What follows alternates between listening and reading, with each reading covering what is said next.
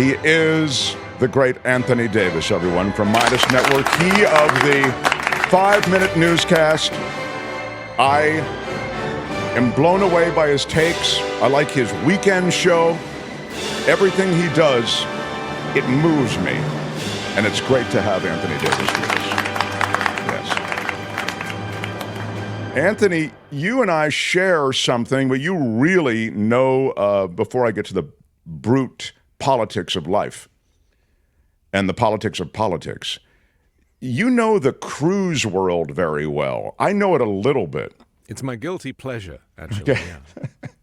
Yeah. And the reason I mention it is that yesterday we had been sort of watching that story about the cruise crew of 8, the people who went on the excursion and then they missed the boat coming back. We've been watching that for several days, and finally we did the story yesterday. And I was saying I really just don't have a lot of sympathy for them since they make it so excruciatingly clear that you have to be back to the boat at a certain time. But I was really anxious to get your take because you really do know this cruise world better than do I. Well, there's two issues here, right? One is that when they tell you to be back at, say, 7:30 or the ship's leaving at 7:30, they refer to ship time. And ship time is not the same as port time. So if you are on an excursion and you look at your watch and it's 6:30 and you're like, we've got an hour to go, is that cruise time or is that the excursion time? Because, you know, the ship has to keep to its own schedule, and because it travels through time zones, it maintains its own clock. So the only way to check which time it is to look on the app for the line, for the cruise line, and that'll tell you what ship time is. So that's the first thing. And then the second thing is that this group of people did a private excursion, so they didn't book it through the cruise line, and that is actually quite good advice because it's often about 50% cheaper if you book it directly with a private company. Invariably, it's the same company that the cruise line is booking. The difference is you don't have the insurance, and so if you book it through the cruise line, you pay a bit more, then they're not going to leave without you because you have effectively booked a trip through the cruise. So that's really the anomalies in this case. But I don't have sympathy for these people because I'll be honest, don't go on excursions. The whole point of cruising is for the ship. Get yourself a ship that you love so much. I mean, I went on a cruise recently to the Bahamas, and as we arrived into Nassau, we didn't get off. It looked beautiful. The water was a blue I've never seen anywhere other than Toilet Duck. And I just chose to stay on the ship and say, yep, here I am in the Caribbean, but I don't feel the need to step foot on it right now. So you can get pretty drunk on the ship if it's a nice ship, you know, so I completely understand the reluctance to get off, but I also understand how there's a lot of stuff to see, and one of the great ways to see the world is to cruise, you know. But well, I disagree with that. I don't think one of the great ways to see the world is to cruise. I think to cruise is to spend, what do you get, 6-7 hours in a port? That's not a great way to see the world. You know, if you go to a city and you want to take in the culture and really, marinate yourself in local fare, you've got to be there for at least a week or 2 weeks. So don't think that a week or 2 weeks is a real immersion. But I would say you're right about. Here's what I would say to split the difference, and I have done this. Yes, a cruise gives you a sample maybe of a place. You're absolutely right about it's impossible. You're not really getting a flavor for the place. Plus, they're used to this flank of people just disembarking and taking over the town. It's pretty crazy. It's like the most it's the most unnatural kind of invasion of tourism that one could possibly imagine. But anyway, but it does give you a flavor for the place wherever it might be. And then, like ordering off a menu, if you want to go back to those various places that you might have sampled, then you go back on your own. We did that with Vietnam. We've been to Asia a couple of times as a result of the cruise that we took there, which, as you suggest, didn't really give us a sense truly of what was going on, but we had enough, we were teased enough that we decided to go back. So thank you for your service. Yeah. And so, but I had to get your take, so thank you. Listen, there is so much going on, and I'm wondering, I want to get your take on what's happening in Florida, but what have you found most of your Midas Touch audience most sparked by when it comes to what's happening both in politics and worldwide? I think it's how the media is not really taking the threat to democracy in the US seriously. That's the thing that kind of keeps coming back up time and time again as I see it. And I listen to the radio. I listen to National Public Radio, which is a bit of a cliche for a white person in Los Angeles. But there you go. And they talk about the election like it's a standard two-horse race. Joe Biden versus Donald Trump. They don't seem to make mention of the fact that one of them is about to go into a criminal trial or, paid off a porn star or stole classified documents or tried to overturn the election. It's like business as usual. And I find that very worrying. And I think that most kind of independent journalism viewers on YouTube and elsewhere really get that sense that the mainstream media is letting the nation down. And this is how we sleepwalk into authoritarianism. And that's something we have to take very seriously. The idea somehow that and this is, I think, the problem, that there are institutions within American democracy or this democratic republic that will naturally be guardrails on this concern about authoritarianism. I think people default to that. Hey, it worked the last time. They tried it. They tried a violent overthrow. They tried a legal overthrow. They tried everything they could to subvert the last election, and it didn't work. Why? Because American institutions are so strong. Yeah, but it didn't. It did work because Trump is still with us and he is running for president. So that's proof that it didn't work. Because if the checks and balances and the separation of powers and all of the things that we hold dear as the system, if it had worked, Donald Trump would be in a prison cell right now because he basically he went against his own oath of office. And that is the reason why, in my opinion, the fall of democracy happened. People say, we were so close. The fact that he is running and the fact that he is not in prison, and here we are 3 years after the insurrection and still nothing. And by the looks of things, he's probably going to get off on a lot of these legal cases. Suggests to me that your system of checks and balances has failed, and there is an institutionalized denial that I am witnessing, and I can't really shout any louder. So do you know what I did today, Mark? I wrote to a whole bunch of news channels, radio news channels and TV news channels, to the bosses. I found all their email addresses, and I just wrote saying, look, how seriously are you taking the threat to the fall of democracy in the US? Are you both siding the issue? What are your policies on this? Because I've been listening and I don't hear anything. And this isn't because, I'm a Democrat. I'm not. I don't even get to vote in this country. But I am vehemently pro-democracy. And nations will fall foul of a dictatorship very easily if you take your eye off the ball. The thing that is striking as well about the body politic in America is the support that Donald Trump has. I mean, this isn't just, some sleight of hand. Right. He has real support. Now, you can say, as our friend Avila said, there's always been in this country 30 to 35% idiots. So, you can say, well, those people are all idiots, but his support is broader. I was just reading a long piece today about how his support within the Latino community is there. Greater support for Donald Trump than possibly Joe Biden has. So his viability as a candidate, do you think it's the result of some of what you've hinted at, which is that his history it has been whitewashed essentially by media? I think that it's because he lies.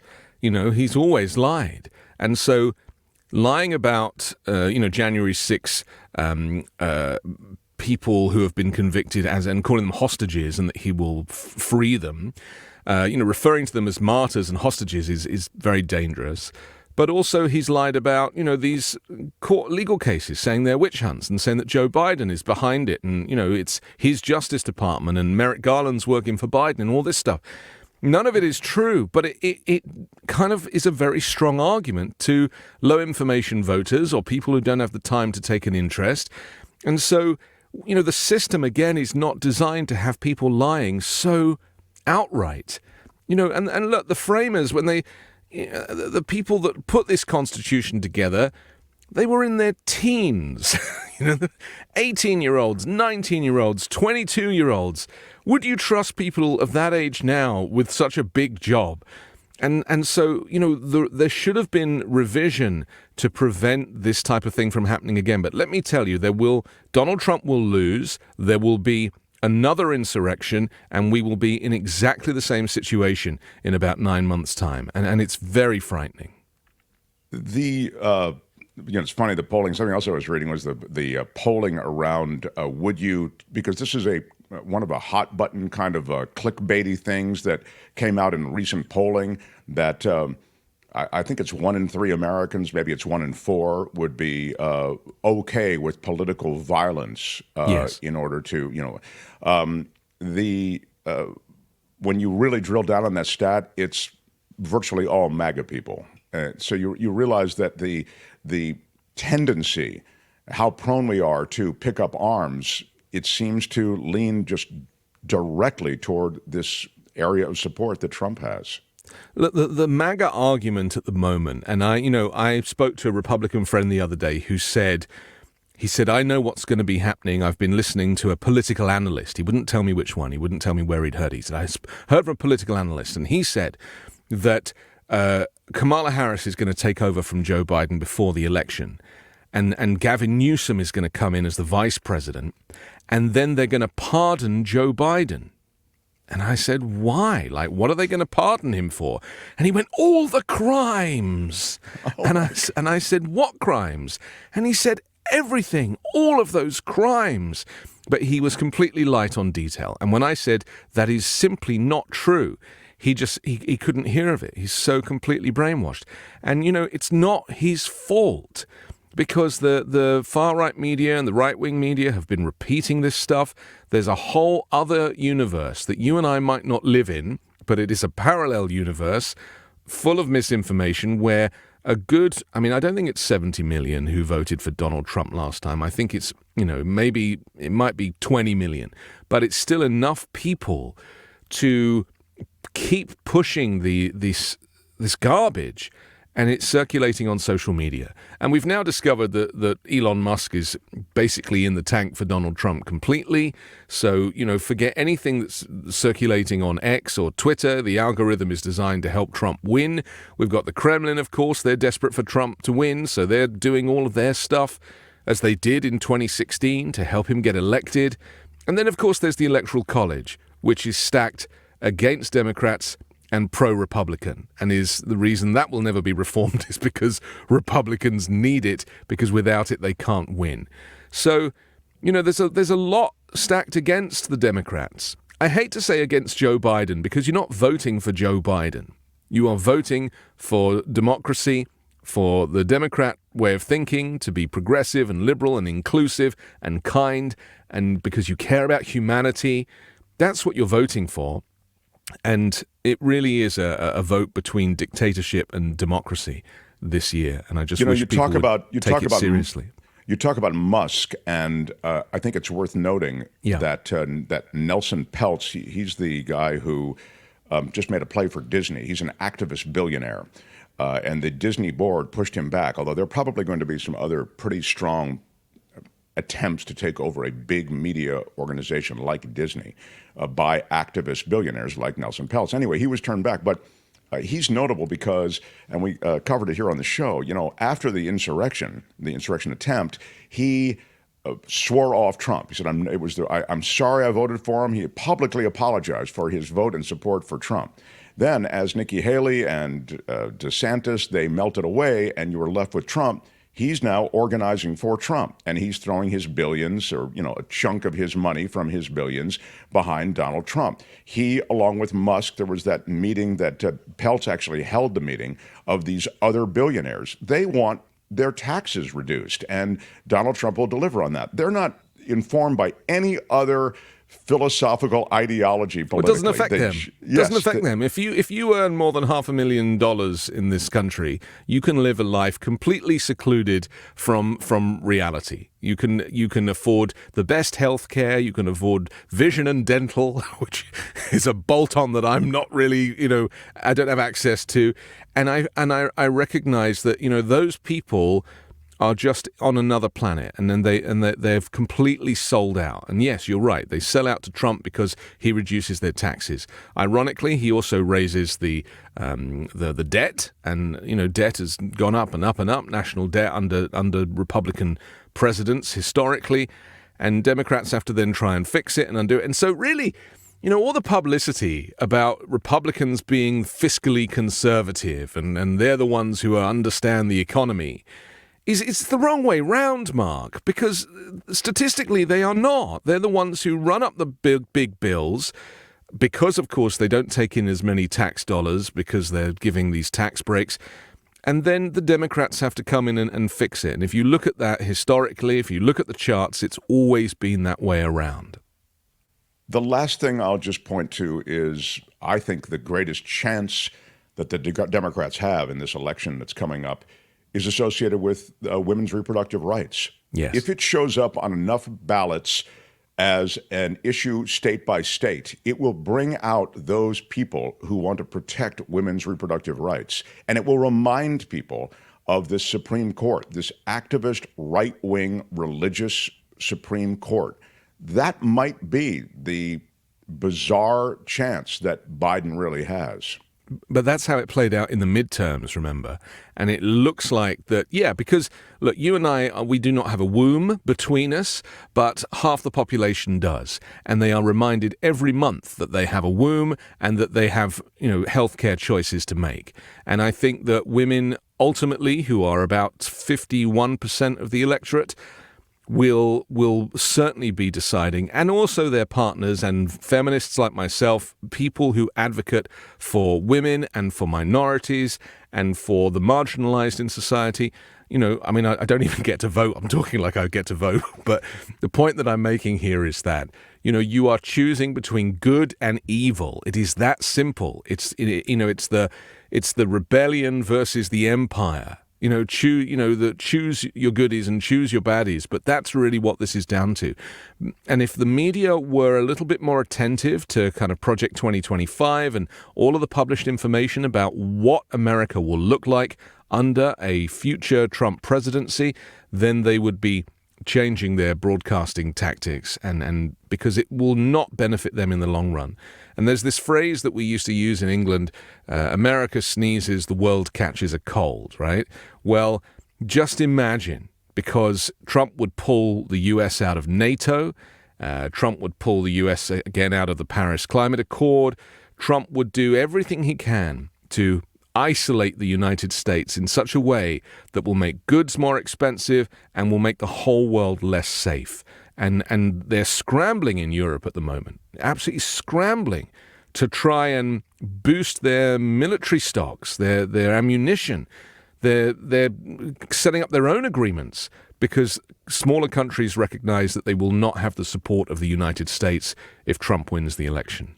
And just as it pertains to media, and you said, media should take note of it, Trump is coming after the media. Trump has indicated his Justice Department, he would have them look at all of these different activist media outlets, seditious media outlets, however he may term them. If you really get a Justice Department that, joins his jihad, which is what he wants loyalists to occupy all of these arms of government. Media's got a lot to worry about. This place could change pretty quickly, I think. And as you suggested, 2025, the document says it. It states it. It talks about dismantling government and how they're going to do it. And maybe that for next time. But I love our visits. A review for everybody again, because you're doing more and more, Anthony Davis. Well, find me on the 5 Minute News YouTube channel. That's the best place to get me, or on our Patreon, patreon.com/5 Minute News. Wednesdays, I host Uncovered with Midas Touch. Sundays, I host the Weekend Show with Midas Touch and 5 Minute News. And I'm putting videos out pretty much every day, explainers about this crazy world and how brainwashing through media has affected so many people. And, it's not even about left and right anymore. It's just about, civility, living in a civilized and humane environment and country and fighting for democracy, which is something that both sides should be doing. Well said as usual, and you remain my favorite Britisher. I wish you well, and I want to talk about our next cruise together. That would be so much fun. That would be weird, yeah. It would be fun, weird. We could live stream it. All right, look, we'll workshop it. Anthony Davis, everybody. Thanks, Anthony. Thank you. Bye-bye. Yes. Hi, it's Mark, and I thought that was great. Hit the notification bell. You'll know whenever there's a new video being dropped, and please subscribe to our channel to help us save the universe.